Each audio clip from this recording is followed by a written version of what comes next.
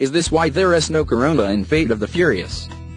Over the course of 16 years and 8 installments, the Fast and Furious franchise has had to survive a lot of changes. Whether it was the fictional death of characters like Giselle, Gal Gadot, and Han Sung-kang, the fan-inspired resurrection of Michelle Rodriguez as Letty, or the very real, heartbreaking, and technically challenging loss of Paul Walker as Brian O'Connor, the series has not only survived, but also thrived. And while it makes sense that both Walker and his character-esque partner, Jordana Brewster, would be absent from the latest installment, The Fate of the Furious, there is another much more bafflingly absent member of the family.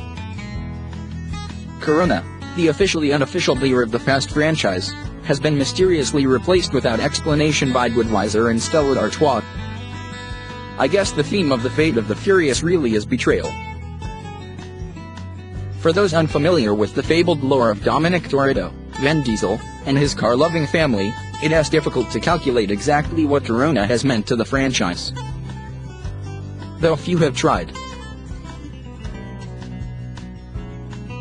Some suspect the beer's presence is a nod to the film that inspired the Fast franchise, Point Break. Others have attributed the huge 2015 boom in Corona sales to its prominent placement in both the action of Furious 7 and the film's emotional tribute to Paul Walker. But whether or not we can accurately measure diesel sip to Corona sale ratio, this brand has almost always been the Fast beverage of choice and was most famously referenced in the original film as Dom first welcomes Brian into his home. The beer was noticeably absent from the second and third Dom-less installments of the franchise. He only shows up briefly at the end of Tokyo Drift. It may not be a coincidence that those installments were the weakest of the franchise. But the Anheuser-Busch-owned beer was back with a vengeance in 2009's Fast and Furious. Dom and Brian sipped uneasily from their respective Coronas while reconciling after a 5-year separation. The Corona is missing from the fifth film, set in Brazil, but rose back into the picture again in 2013's Fast and Furious 6. Corona bottles litter the table of the Toretto family barbecue that closes out the film, as Han sips mournfully thinking on the loss of Giselle and planning out his own doom with a fateful trip to Tokyo. The beer got perhaps its most prominent placement of all in 2015's Furious 7 as Kurt Russell's MR.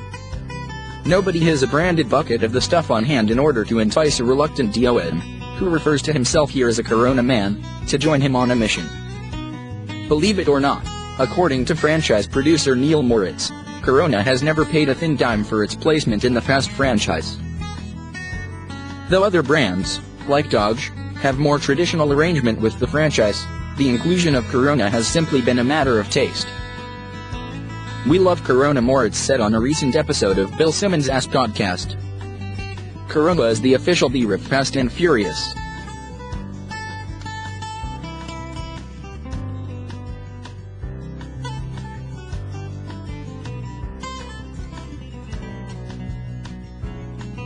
Unpaid. Unpaid. Simmons responded incredulously.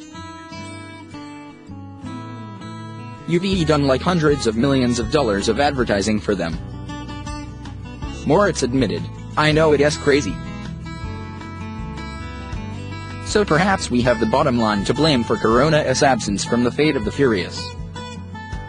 Did Bud just make the franchise an offer it couldn't refuse?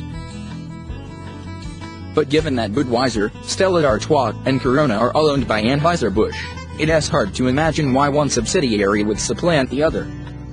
Whatever the reason, Universal declined to comment. It is red and white metal bottles of Budweiser and green bottles of Stella that Toretto and Company swigged down this time over some barbecue. Despite the emotional catharsis on display at the end of Fate, the family bonding just wasn't quite the same.